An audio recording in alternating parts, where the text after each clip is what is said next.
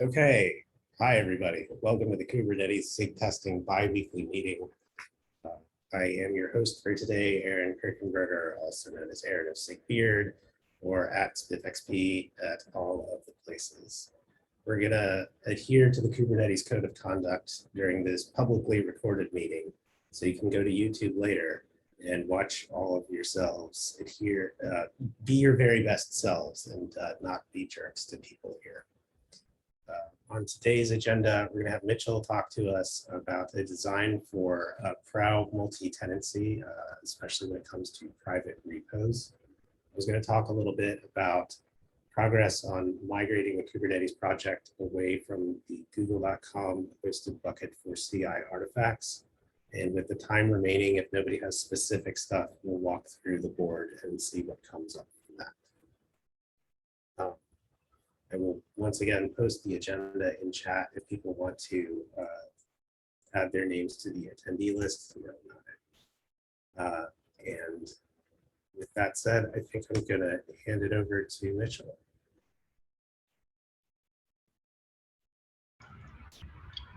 Thanks.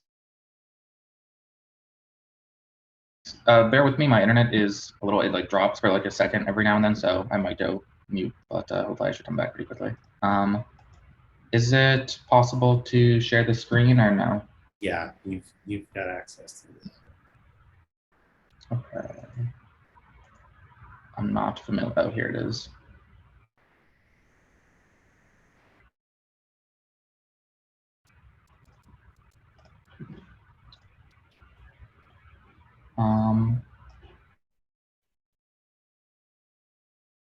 Okay, today I'm going to be just discussing the design that I'm working on for OSS private repo multi-tenancy.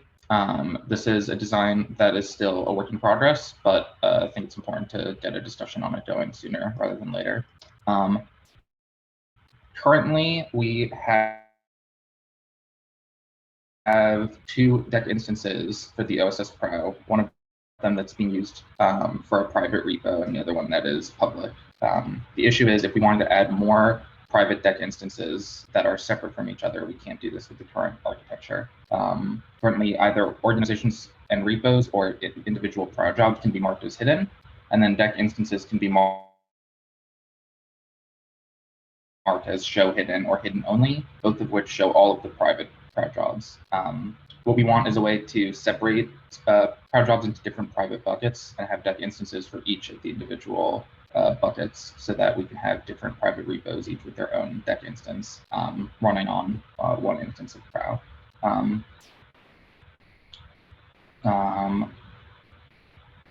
Something that we've discussed but is not currently the goal for this design is having one instance of deck that dynamically shows different buckets of information based off of different logins. And the solution that we are currently working on is one that uses RBAC to designate a namespace for each of these private buckets for PROW jobs and assign different roles to each deck instance so that they only have access to the individual namespaces where these PROW jobs live. This would require some changes to how we set up OSS PROW because currently deck is using a cluster role instead of individual roles, and it would also require all of the other components of PROW to use cluster roles instead of individual roles so that they have access to all of the PROW jobs across all of these private namespaces when they're required. On the PROW side, this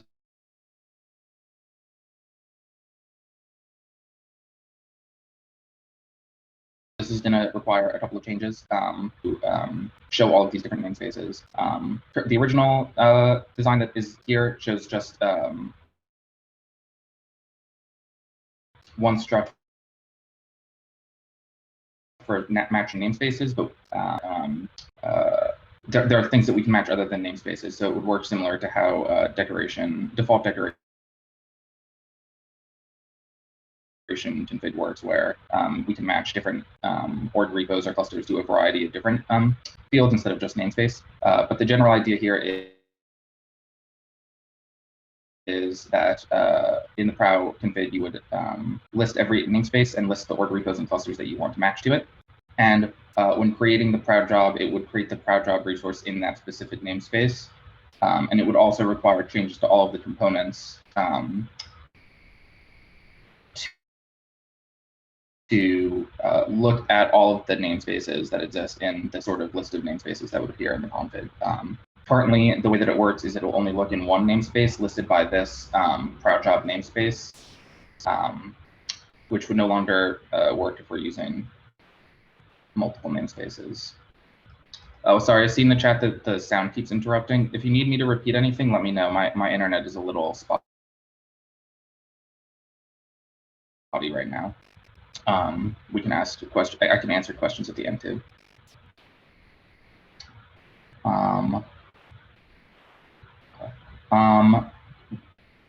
Something that we're still debating is like an additional level of security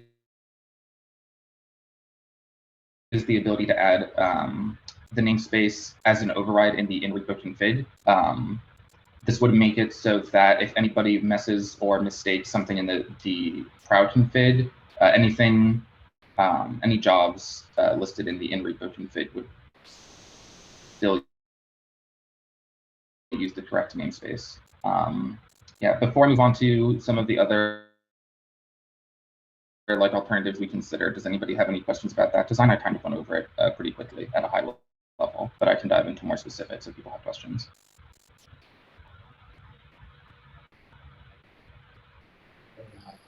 I guess, like I know we had talked about the idea of segmenting prow jobs up by namespace earlier for some other reason. I think it was like multi-tenancy on the same cluster, where like right now, in order to have multi-tenancy or resource isolation, you kind of suggest that each team or each group has their own build cluster.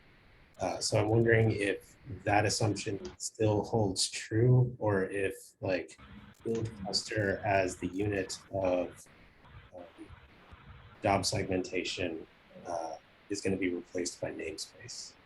Do we need that today? If you have separate prow control plays running configured to look at separate namespaces, as long as they're expecting the same version of the CRD, they should be fine. What was unclear to me was like whether that played well with the prow job controller, and I felt like maybe it's changed, but the way of like hooking up different build clusters to prow involved handing over like credentials or a kubeconfig that effectively had admin access to all namespaces instead of just the relevant namespace.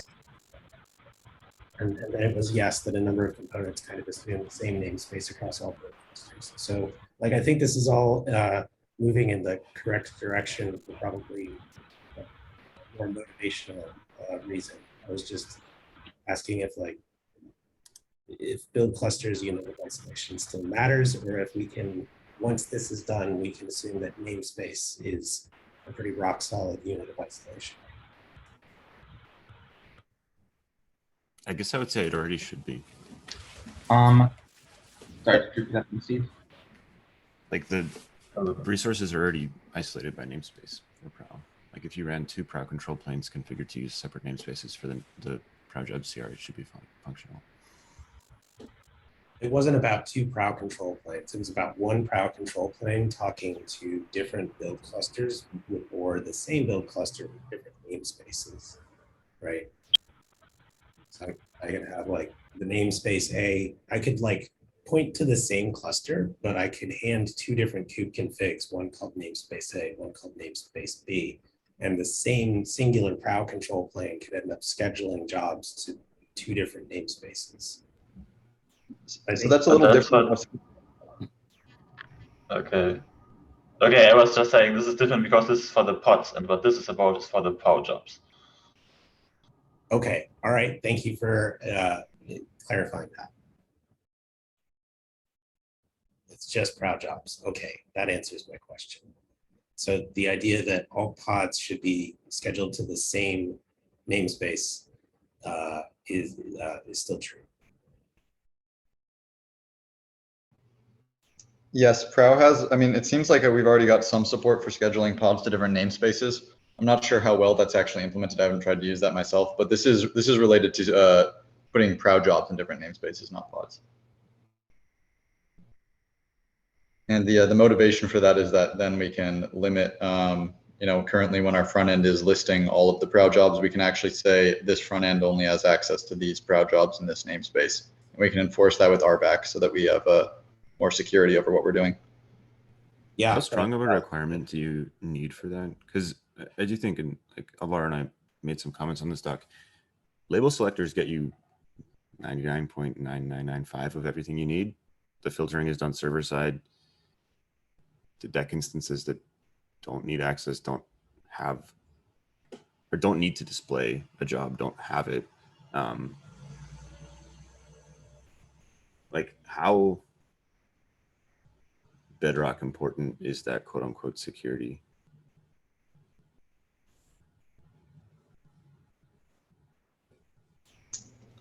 I think I see your point, right? Because we're kind of getting security through either the mechanisms in some sense. Yeah. RBAC certainly seems like a little bit more of a sure bet to make sure that we're covering our bases. Just because it's a, you know, we can't mess up the label selectors, I guess, but yeah, that's a fair point. Yeah, I think the benefit is really like the deck instances wouldn't have access to any of those prow jobs at all. So if there's something that goes wrong with it's like a bug gets introduced in the code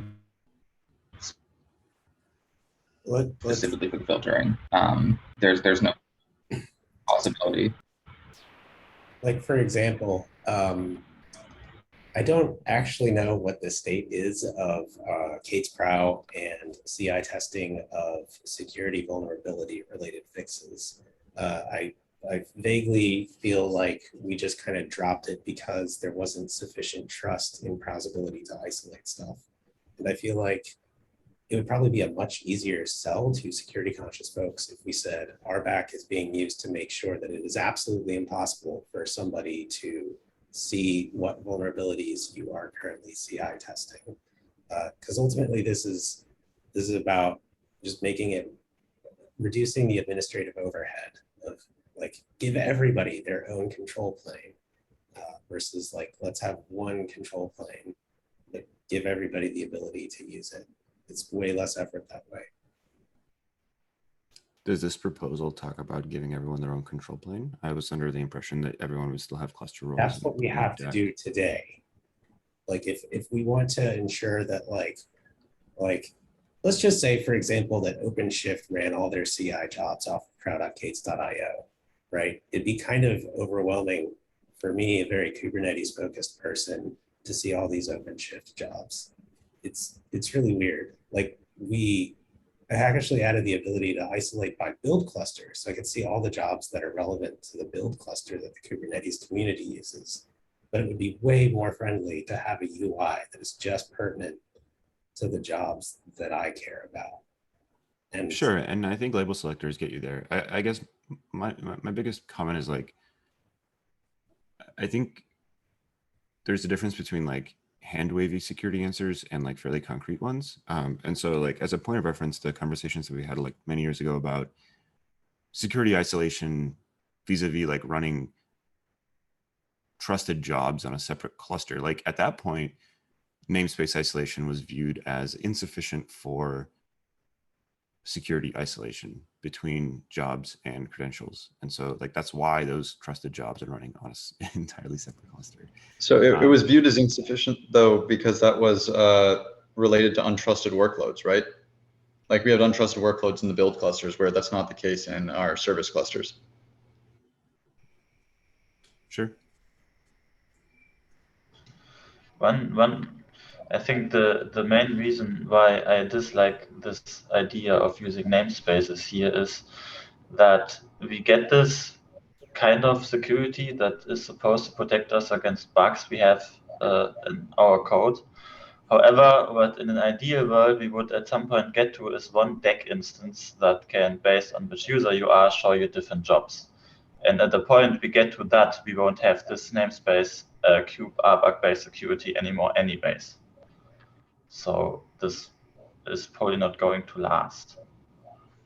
And then I find it very questionable, because this is an incredible amount of change throughout our whole code base, if that's really worth it. That part I'd like to clarify on. What's the perceived incredible amount of change compared to using label selectors for this? Is that just because label selectors only have to be changed on deck? Because like the change that I'm perceiving, that like this does touch a lot of components, but this is just making the namespaces that we're listing over configurable, right? So shouldn't it be just a few line change for our components? So every time we read access, we have to iterate over all possible namespaces.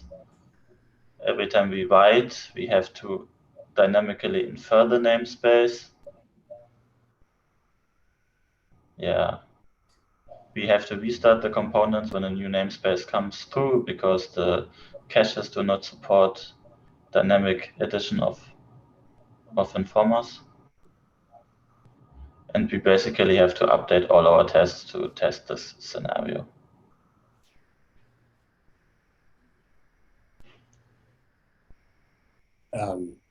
So maybe that's fair, but my silly question is, I thought namespaces were the correct unit of isolation for Kubernetes-based resources. I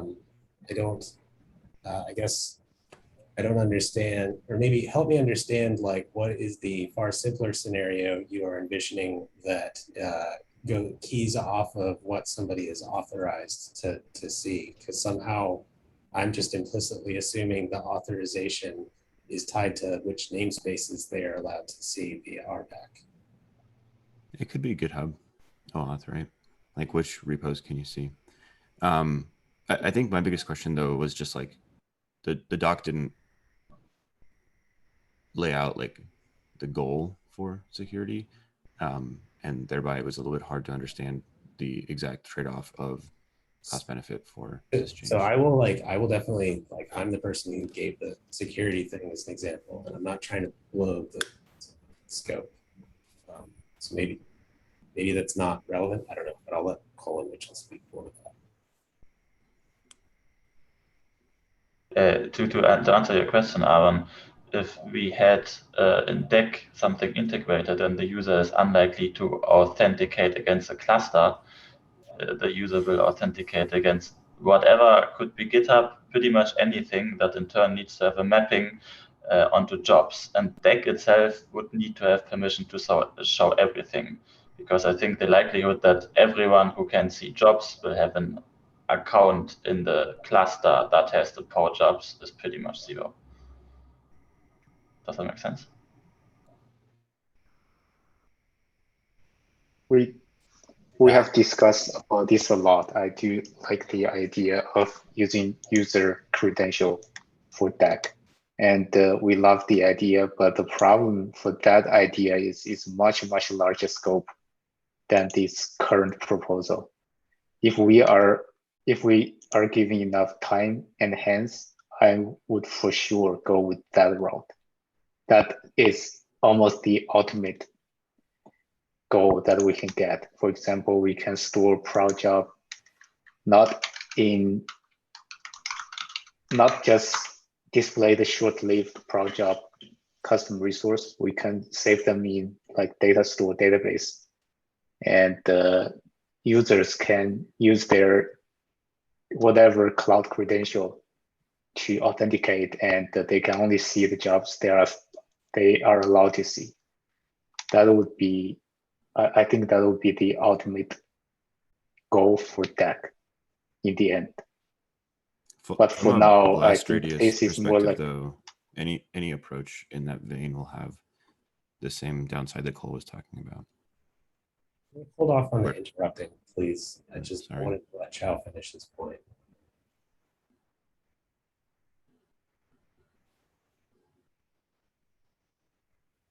that I agree, and I do love the idea Alvaro just proposed. I think that's the ultimate goal and the long-term destination we want to go to. To be honest, we have a hard deadline to get this stuff done in whatever way or approach. So we are proposing this intermediate approach, and hopefully it won't be too disruptive to the other pros. To be honest, I'm not seeing any other use case for this other than the one of the Google hosted pro for this. So I wouldn't even see Red Hat adopt this approach. Yeah, I guess the point I was trying to make, that I'm completely fine with going with this multi-deck instance, because it's obvious that adding this to one is a lot more work.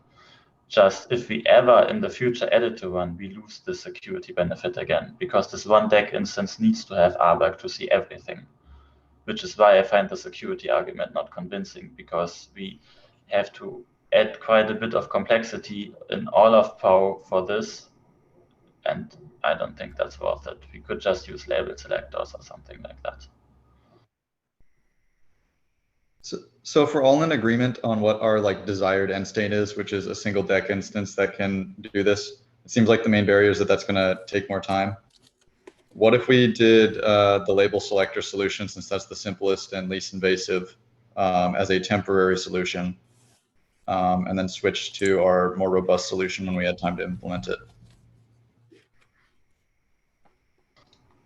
Yeah, that would be my preferred approach. Yeah, I think my our only comment was like if I didn't fully understand like the specifics of what was required from a security perspective, and given the label selector, I do think would just be simpler to do and like more straightforward, easier to implement. If you're going to have multiple deck instances, like from a time perspective, I think that might be a more advantageous approach if it's amenable to the security posture you need.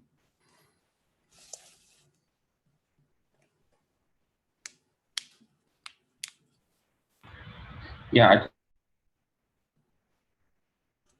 can go over the, it's listed under the alternative to consider, but the non-RBAC, more label selector type change, if you guys would like to get that as well.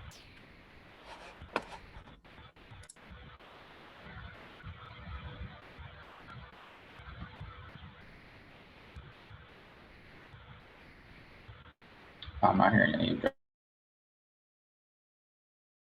objections, so I guess I can go over it really quickly. The simpler solution that we discussed would just be to add a hidden ID alongside hidden to the proud job spec. And this would be used inside of deck, for example, sorry, it's been a while since I looked at this. In addition, in the deck config alongside hidden repos, which is currently what's there, there'd be hidden repo matches, which matches this hidden ID to org repos as well. And then in the deck options, when you're setting up the deck instance, you would specify the hidden ID. And the idea here would be that each deck instance would only show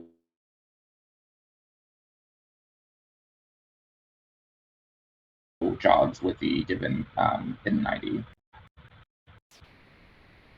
Any questions on that?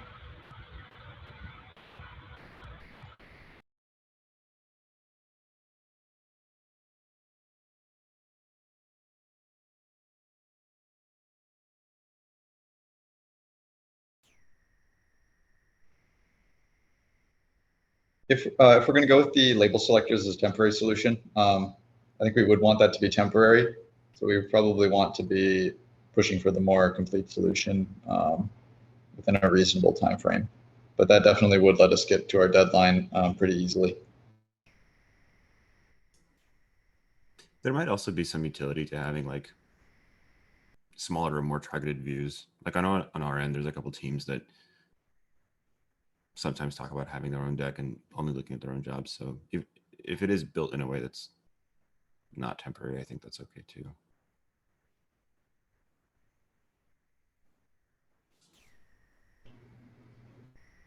But I guess like as long as it doesn't add, I don't know. We shouldn't. I think it's okay if we don't spend extra time making sure it's temporary. I guess is what I'm saying. Yeah, by temporary, I didn't mean like I don't feel an urge to remove it once we're done with it. I just mean more that I hope that we can switch to our more robust solution within a reasonable time frame. Yeah, I mean, I also like it because it actually puts us one step closer to this goal, because one step we have to do one way or another is to have the notion of there are specific people that can see specific jobs or cannot see them. And having the ability to categorize them is already one step into getting that done. If that's the case, then maybe we should be relabeling this hidden ID as like a tenant ID or something like that, so that we have a more general term, because then we'd be assigning users to certain tenant classes. Kind of just a nitpick, but we might want to think about that. But yeah, that's a good point that we could reuse this.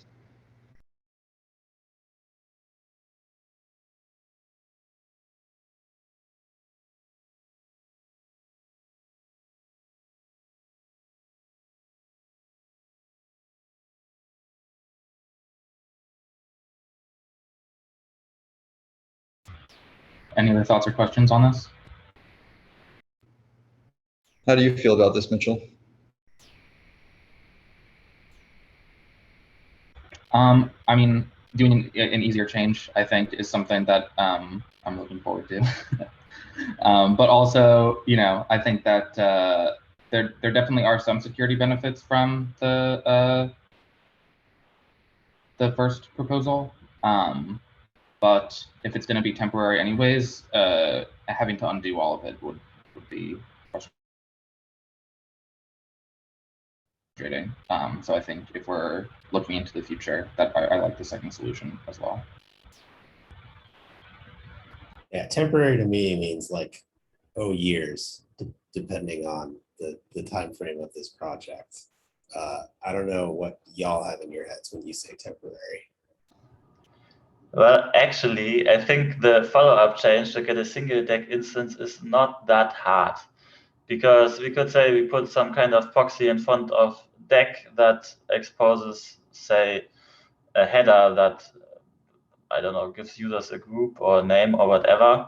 And then deck would only need a mapping from header to these tenant ID or hidden ID or however we call it, and filter by that. And that's both not very hard changes. So that then actually seems somewhat close after we have this done. Although I agree with you that we have a lot of temporary things that stayed or are staying for years.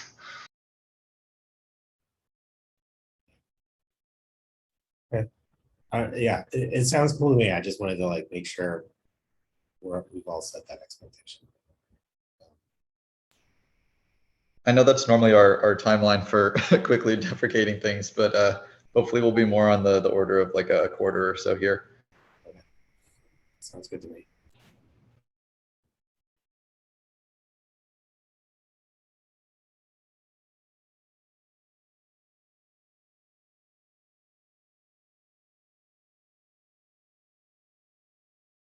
Okay, Mitchell, do you have any more questions, or do you feel like you've gotten what you need from this? Yeah, that was really helpful. I really appreciate the discussion. Yeah, thanks so much for your time and for bringing this to the group. I tried to take notes of what sounded like our salient consensus, but if anybody looks at the meeting notes and is like, no, that's not what we said at all, please feel free to correct me. Also mentioning note taking, because I'm about to start talking and I'm really bad at talking and typing at the same time. If anybody feels compelled to kind of summarize what we talk about next, I appreciate it. So let's see here. I will share my screen just so y'all don't have to look at my face the entire time. Will I find the right window? I think I did. Okay, so basically pulling the trigger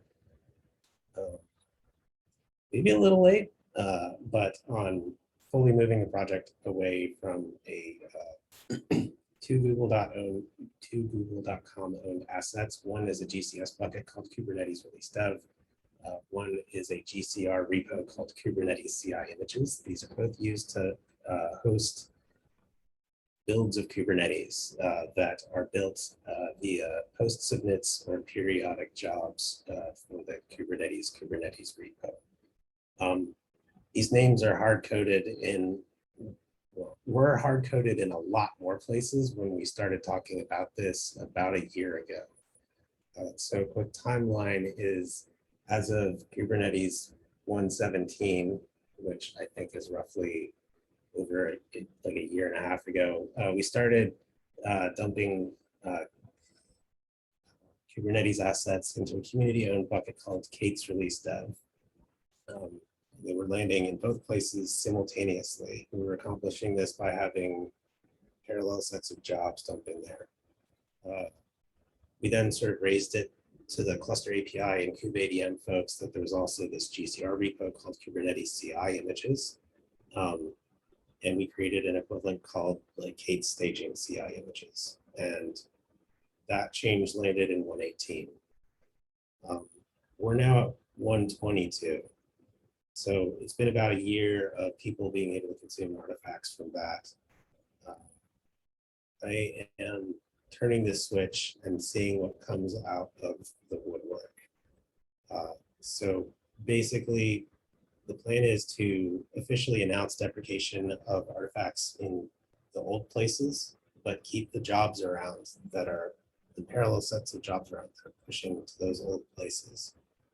As we age out Kubernetes releases during the natural support window that Kubernetes has, those jobs will go away, those artifacts will go away.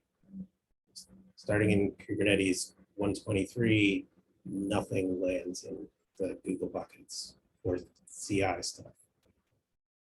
Then that just raises the tiny question of where is the name hard-coded across all of our repos? So there's a wonderful code search thing. Let's see if I can drag BizTab up. Cool, I think that worked. So I specifically have excluded vendor. These are the deprecated build jobs that push to the old place. They're supposed to keep pushing to the old place. But everything else is a bunch of sub-projects that need this updated. And there's also a bunch of random documentation that also needs this updated. So my intent is to, I think the reason I'm bringing this to the group is, A, if anybody wants to help out with cleaning up these other repos, I would super appreciate the help. And B, if nobody has any objections, I'm gonna like send out this deprecation notice and I'm gonna make it part of our like release notes, action required, whatever. This is all a rehearsal to do the same thing for release artifacts that are hosted in the Kubernetes release bucket. I'm currently in the process of prototyping something that uses Google Cloud Storage Transfer Service to sync from one bucket to the other. And eventually we're going to do, there's a redirector called dl.kates.io that many people use to get like the latest version of Kubernetes, or a lot of people download kubectl, just bare kubectl from it apparently. And so eventually we're going to flip that over as well. And it'll be interesting to see how much traffic that points away versus how much traffic we're going to have to redirect by changing a bunch of hard codes across the project. And I suspect that there are far fewer people out there who download CI assets than who download actual Kubernetes release assets. So this is kind of rehearsal, figure out how to be more effective in communicating that change going forward. Does anybody have any questions about this?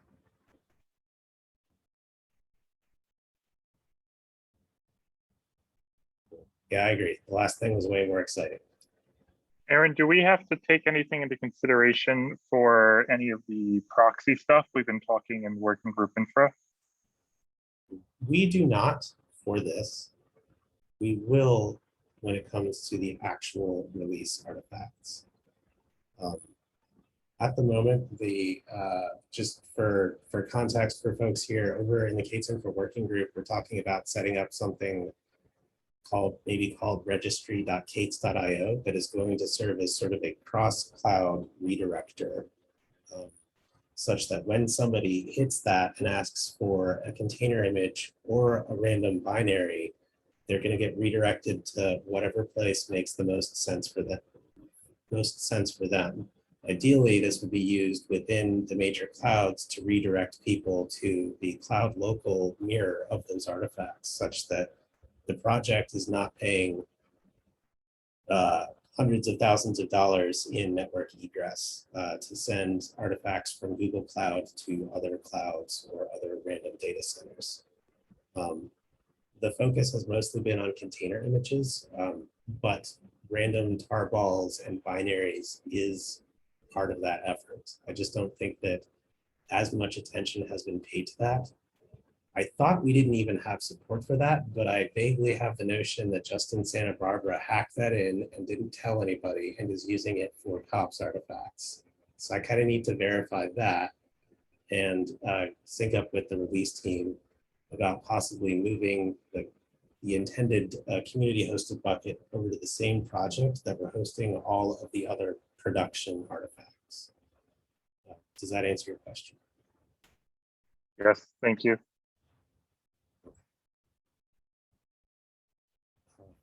So I'll stop sharing this. Thank you for the notes. Jeffrey, Geefy, I'm going to call you any kind of name. Sorry. You were welcome to correct me. Geefrey, I like Geefrey. Okay. If people are cool with it, I thought we could spend the rest of the time walking the board and just seeing what's out there. I thought it might be cool to go specifically through the help wanted issues, just to give folks an idea of where we could use some help. We try to groom these and make sure that they're still fresh and relevant. We'll either have a life cycle frozen label on them, which means yes, they are actually still open issues, and yes, we could use the help.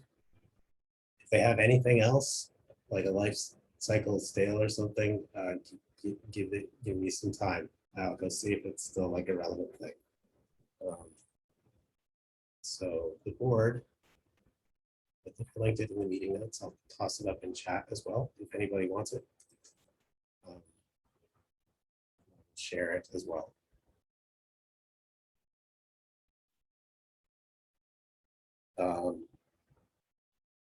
What's that? So, fun fact about project boards, they only work for a given organization. So we do actually have a sister board over in the Kubernetes SIG org. And I don't have a quick handy dandy link to it, but Amit was kind enough to post a link to one issue over in Kubernetes SIGs, which is about adding a version command to kubetest 2. The idea here, I don't know where we're at. Let's see. It is unclear to me if there is actual progress being made on this or not. And I don't necessarily want to run people through it. But for context, the idea is we want to make it really, really clear what version of kubetest 2 or kubetest are being used to run your jobs. So if I go to SIG release master blocking, and let's choose this job, it's the default job that runs against clusters stood up in GCE using everybody's favorite bash script, kubelet.sh. And if test grid loads, I'll be able to point to a column that shows what is called the infra commit. It's this column here, which not quite now. So, okay. So the infra commit is something that comes up by way, basically it is the commit of the test infra repo at the time that the job ran. So if the job runs at a later point in time and stuff lands in test infra, new test infra code will be picked up. And that might be cool. One of the reasons this is relevant is because there's a pile of code called Bootstrap, which invokes code called scenarios. There's also a tool called kubetest, which runs end-to-end tests. And so you kind of get the SHA of all of that stuff for troubleshooting purposes. The problem is that this is all it comes from the legacy Bootstrap scripts, which were temporary about 3 years ago.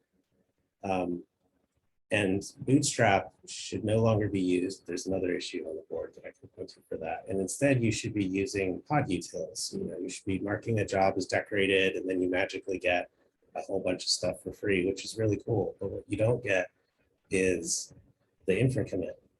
And so really the thing that is relevant when it comes to infra commit is like, what is the version of the like test harness that is actually standing up the cluster and running the tests. So for jobs that use kubetest, it would be like, what is the version of kubetest that is either baked into this image or that we happen to like clone and run.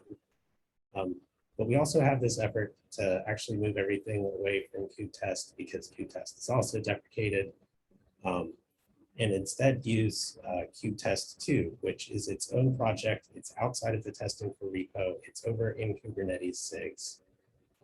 And commits to this are just about commits to the whole test harness. It's currently being used, as far as I know, by the COPS folks. It's being used by a number of the SIG scalability folks to stand up their clusters.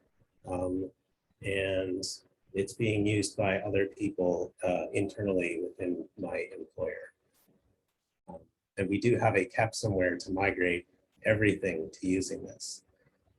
But everybody who's on the like CI signal team or anybody who's involved in the release team might wonder like, but where's this extra piece of information that will help me troubleshoot when something changed, what changed, and that sort of stuff. So long-winded way of saying, like, if you want to add a version to kubetest 2, that would be really cool because then we can dump that version someplace that test grid can pick that up. I'm rambling a bunch without seeing your faces, so I have no idea if y'all are bored by this, but does anybody have any questions about that? Hey, hi, Aaron. So I had actually, I think this came up a couple of meetings ago, and I had asked Supriya about, helping around with this. So what I see is that the PRs to add version to kubetest and kubetest 2 have been merged. Okay. And I'd also started a thread in SIG testing.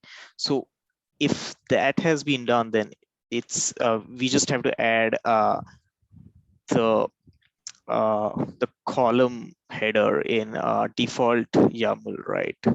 Somewhere here. I think. Let's see if I have the infra commit thing somewhere wanted.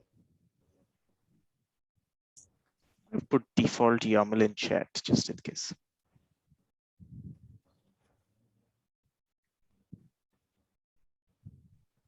Yes.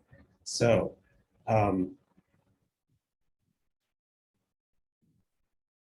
maybe.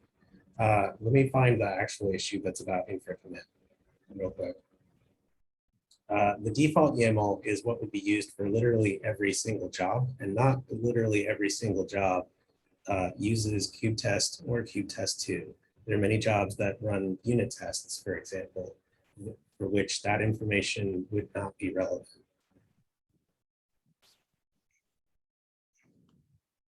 Right. So do we add the column header for like specific jobs, or what do we do? I swear to God, GitHub search is really driving me a little nutty right now.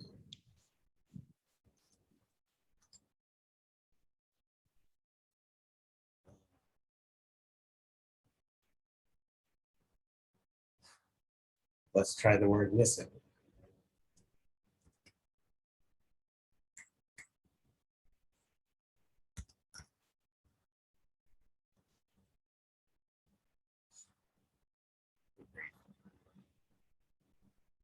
How about I stop bumbling this live and just suggest like, I'll find that issue and I can point you at it, but I don't actually know the full chain of connections necessary to get the data in the right place so that test grid can read it.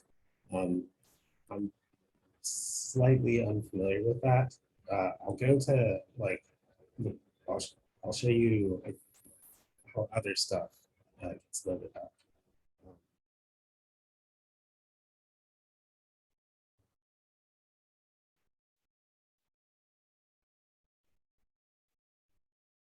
So I'm clicking through to a proud job. I'm going to its artifacts. I'm looking at finished.json.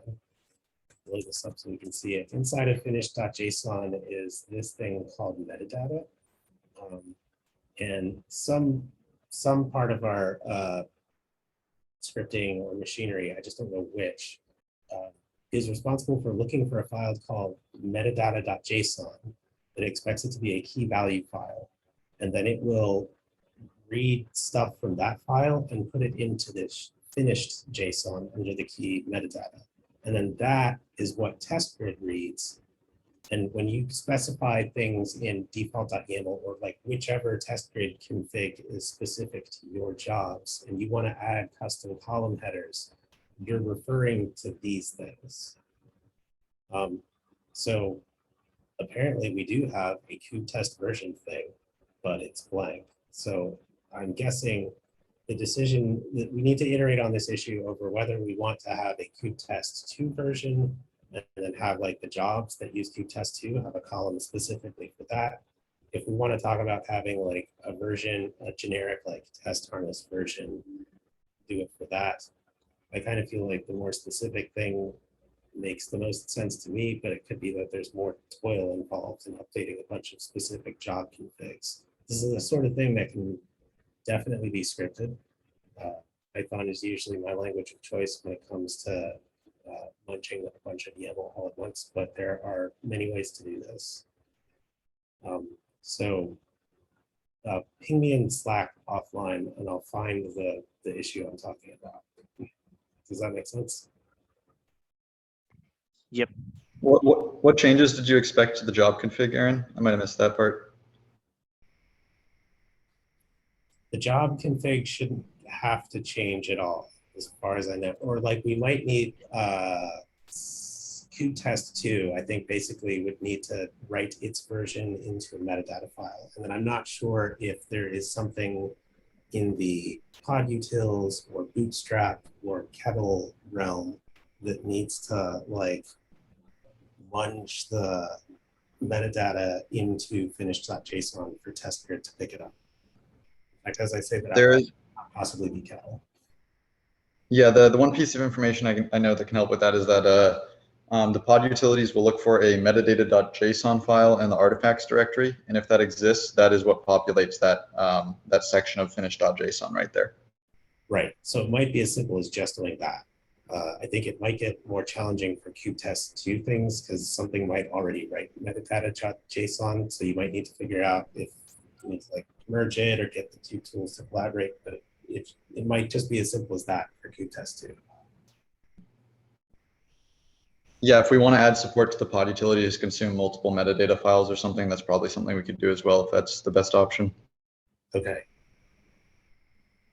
I appreciate that additional info. That's really helpful.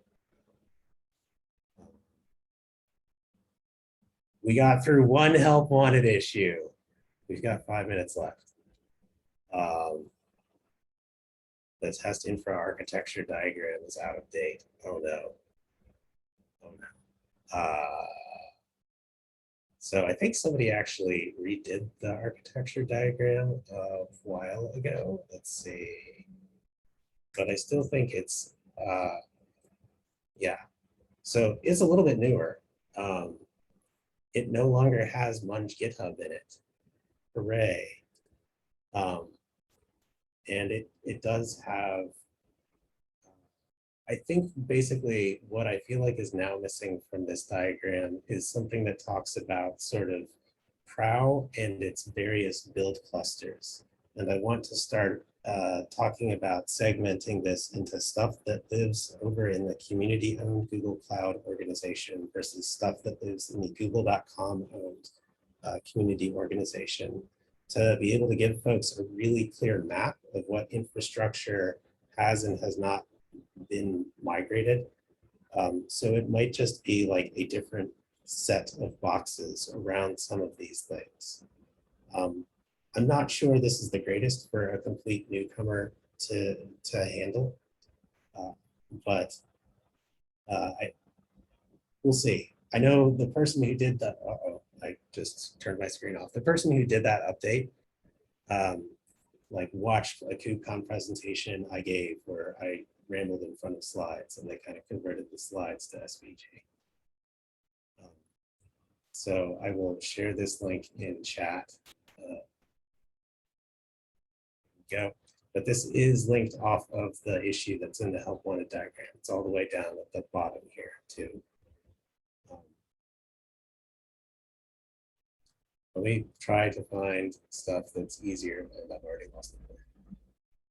Hey, migrate jobs away from Bootstrap. Where did I put it? Okay. So basically, we have, I want to say ballpark, about 200 CI jobs that still use Bootstrap instead of kubetest or kubetest 2 or pod utils. And it is relatively straightforward to change from one to the other. We just don't have documentation on how to do it. But 2 community members have kind of provided the source material or the seeds. If somebody wanted to assemble this into a document that just says step-by-step how to migrate. So Dim's put together a gist, and then Ricardo Katz went through and like did a migration from Bootstrap to pod utils for some of the, I believe, node jobs, just if you need code to look at for example pull requests. And you can see it took him a couple attempts to get through it. So what I would be looking for is somebody who could kind of consolidate that down into a single PR. And here's Dim's gist as well, where he kind of posts the after and the before and some notes on how to do it. And Ricardo talking about what worked for him and what didn't. So this is a relatively simple is maybe the wrong word, but like write some docs, like synthesize this into a doc. Let's link it someplace that contributors can read. And we've got tests that measure how many jobs are outstanding. I could do the fun thing where I make a big old checklist of all the jobs that have yet to be migrated. And people would be free to take those on.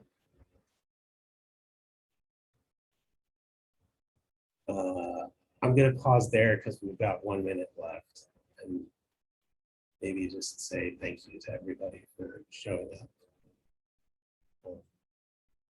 Does anybody have any questions, comments, or concerns before we call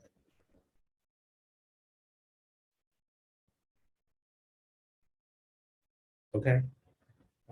If none of those sounded appealing, there are other issues in the help wanted column. There are also other issues we could use your help on. They're all on the board. If you're not sure what to work on, or you're not sure what you want to work on, feel free to reach out to the SIG testing channel on Slack. And thank you all for your time. Happy Tuesday. Thank you very much. Thanks for hosting, Aaron.